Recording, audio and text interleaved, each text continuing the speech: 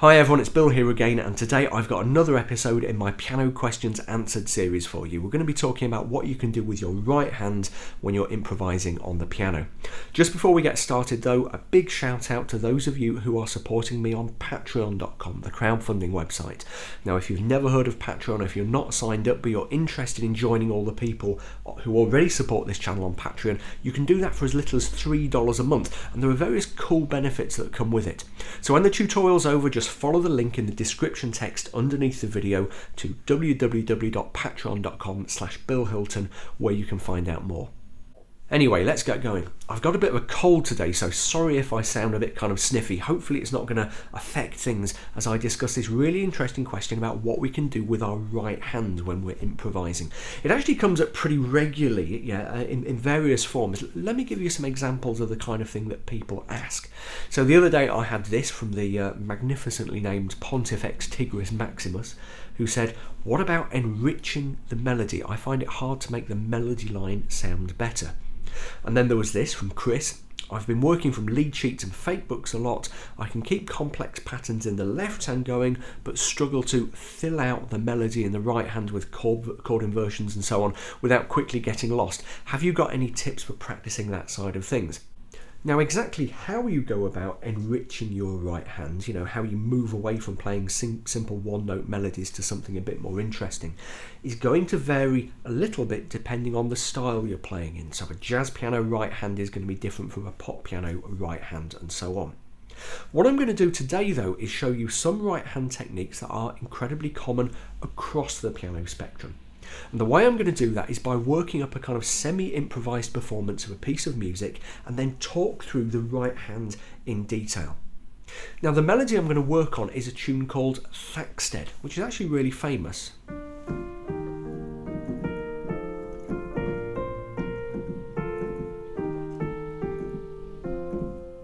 Okay, you might recognise it already.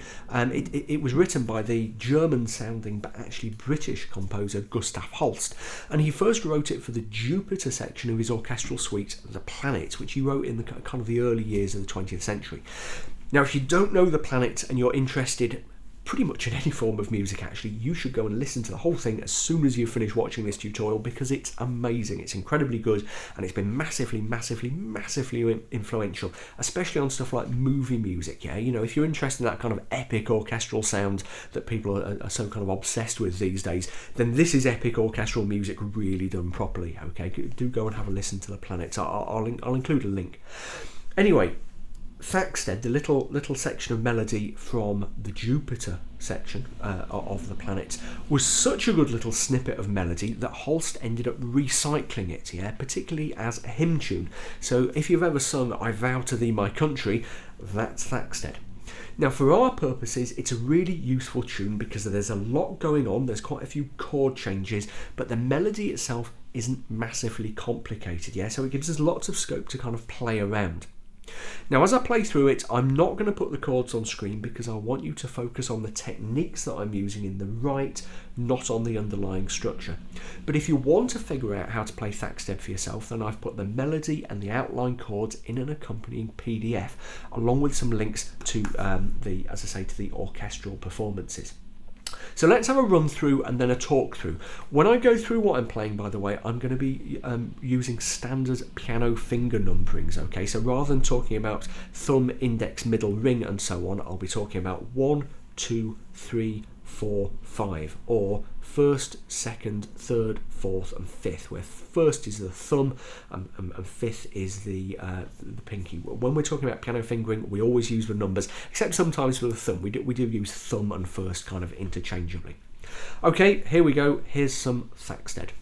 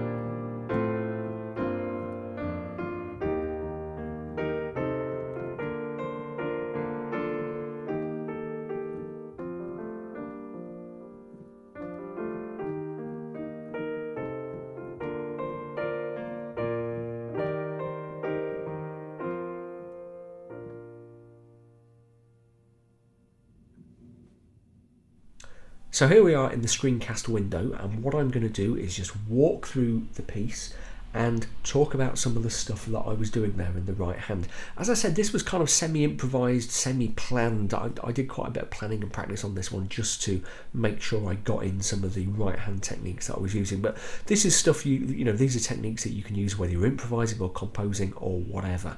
Okay, and the interesting stuff starts happening right at the start, by the way. So let's just listen to the first few seconds.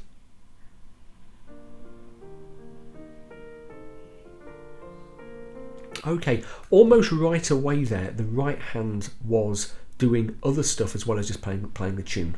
Okay, let me just, this is going to sound bad because I've got this cold, but let me just kind of la the tune over the top as I play here, so you can actually hear the difference between how the tune goes and what happens in the right hand. Do do do do do do do do do. Okay. Did you hear that? I filled in an extra couple of notes. Let's do it again. Do do do. Yeah. So the tune goes to do do do do, lands on that G, but I filled in the B flat and the E flat underneath as a bit of accompaniment. Let's do it again. Do do do. Yeah, and that G held with the sustain pedal. I took my finger off it fairly soon, but I had the sustain underneath, and immediately I was dropping down with my thumb. Let's find the moment. There we go. Thumb and second to play those harmony notes underneath, because the underlying chord is the chord of E flat. So right away we are seeing a really important principle in action. The right hand has been split in two. At the start, it was kind of unified that the lower part of the hand, fingers 1 and 2, were playing the melody, but very, very quickly the melody was taken over by fingers 3, 4 and 5, and fingers 1 and 2 wandered off to do another job, which was fill in a little bit of the harmony. Okay, so we have one hand, two parts, or two voices as we sometimes call them. Now the lower voice was really simple and kind of intermittent, and the upper voice, the melody, was the more important one, but I kept every now and then using these lower fingers, often 1 and 2, sometimes 1, 2 and 3, to fill in lower parts, typically bits of the harmony, typically chords, and using the upper part, 3, 4, 5, to play the melody. Straight after that bit with the E flat chord, I did something else which is really important for you to see. Let's go from the start again. Do do do do do do. Right, it's that do do do that we're focusing on. So the melody goes B flat C B. The underlying chord is B flat. Now look at what I did in the lower part of the hand there, in the lower voice. I hit the other two notes. I'm hitting B flat here. I hit the other two notes, the D and the F of the chord. But then I held them while I played B, B flat, C, B flat. Okay, let's just watch that in action again. Yeah, can you see how I was holding the D and the F while I went B flat, C, B flat? I could have repeated them with the notes. It would have been maybe a little bit awkward on the C because the C is a passing note, it's a non-chord note there, but absolutely fine with the B flat. I decided to hold them because, as we'll see in a second, if you play the whole chord every time you hit a chord note in the melody, it has a different effect. It sounds a bit punchier, a bit more marked, a bit more distinct, whereas I wanted a definite sound of two voices going on. Okay, so let's just listen from the start again. Ignore the left hand for now, but try and spot those two voices, the two jobs that the right hand is doing. Here we go. Bit of fill in, holding the chord, there we go, and again, do you see that? I was holding the chord again there. Whoa, gone forward there, too far forward. Let's go from near the start. Do, do, and again, there we go. Do, do.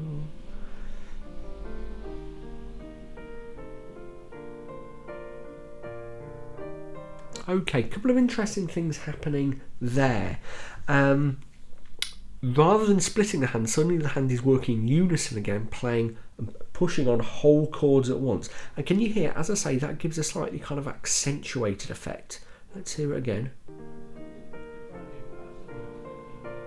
Bum, bum, bum, bum, bum, bum. It's not necessarily any louder, it just makes the melody more kind of distinct and more pronounced, and just gives the whole thing a bit more power and focus. You don't want it all the time. Okay, that would be too much. In some kinds of music you can, like if you're playing like fast rock or something, play the chord under the melody every time, yeah, whatever. But here, we only want that to be happening when we want to emphasise the kind of unity and the cohesion of what's happening in the right hand. The other thing to notice here is that you can't see what my foot's doing, but I'm using a lot of pedal to stick things together, because one of the problems that you run into if you start using this kind of split hand technique is that it's harder to use pure fingering to keep the melody smooth. Rather, you have to stick things together with the pedal, which needs a bit of coordination. Let's carry on.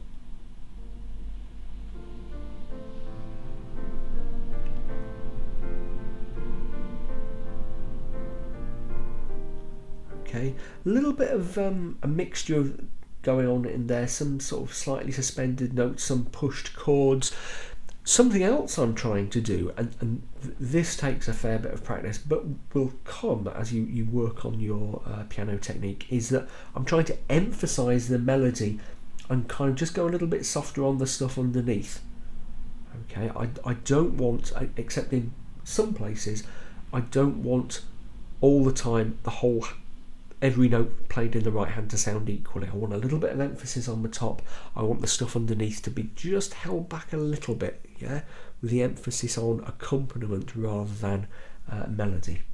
Here we see if you can listen out for that again. You might spot some more examples of that.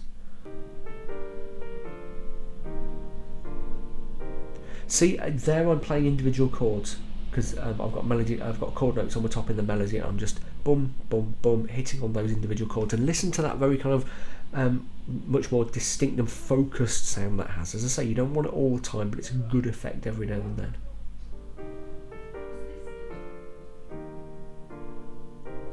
Bum bum bum bum bum bum. Okay, I was also playing some fill-ins there, yeah. Not every time. Every time I push something that there wasn't necessarily a melody note going on in the right hand. You will do that more in, or you can do that more in tunes that have more space between the phrases. So if you have melodies that have reasonably long rests in them, often the other thing your right hand can do is fill in space by just filling in bits of chords. It happens a few times here. But there isn't really a lot of space for that in Thaxted. Yeah, it's a very kind of it's a tune with an awful lot of forward flow. It's an absolutely lovely tune. I can barely, as you can probably hear back then, I can barely resist singing along with it. But it doesn't leave you a lot of space to do the kind of fill-ins, as we might call them. Let's keep going.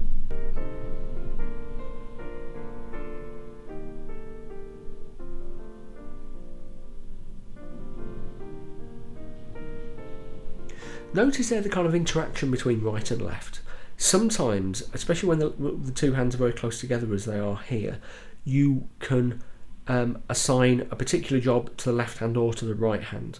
So the stuff I did at the start, filling in the B flat and the E flat of the E flat chord, I didn't actually repeat in the right hand. When that bit of the melody came along again, I got the left hand to do it. Not really consciously. I was just placing slightly more emphasis, I think, on the melody in the right, and it made more sense to some part of my subconscious brain must have decided for the left hand to do it. Okay, so especially in this area of the piano, round about middle C, if you've got hands close together, you need to make sure that your hands don't fight each other. Yeah, have them working in cooperation rather than against each other. Bit of an arpeggio there on that E flat chord, E flat major 7 chord. Actually, I've done that a couple of times.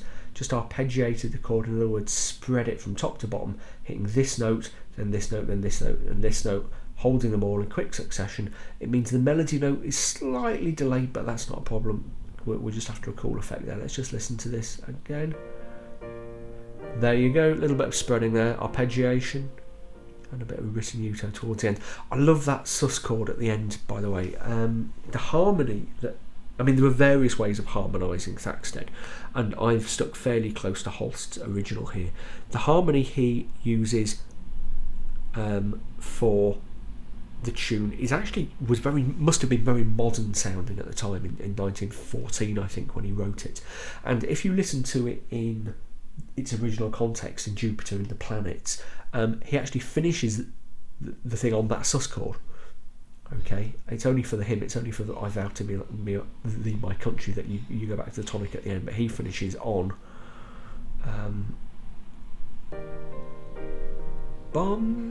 that chord there before going off to different thematic material. It is in a different key, it's in E flat in the orchestral arrangement, but same effect, this very kind of gripping sus chord sound, which would have been very striking at the time.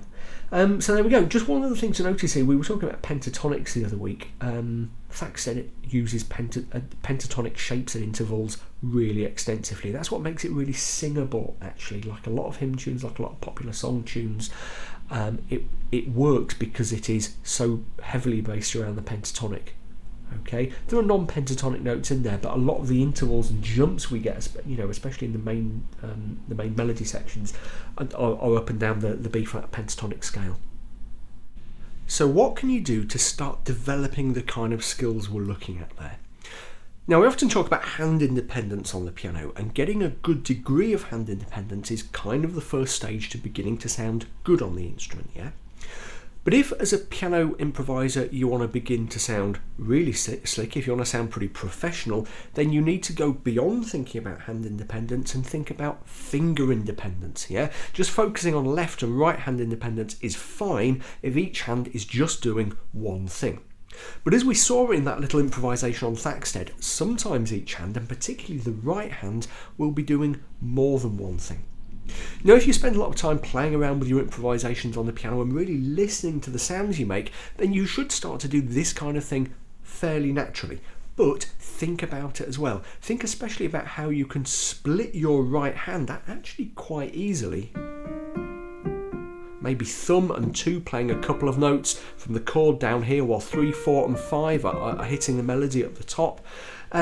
Think about the effect of playing whole chords under a melody note, as we just discussed. What are the implications for fingering, for legato, that's smoothness in other words, and what are the implications for the way you have to use the pedal to stick things together? Yeah, now I might make tutorials on those subjects, and I've talked about them in the past as well.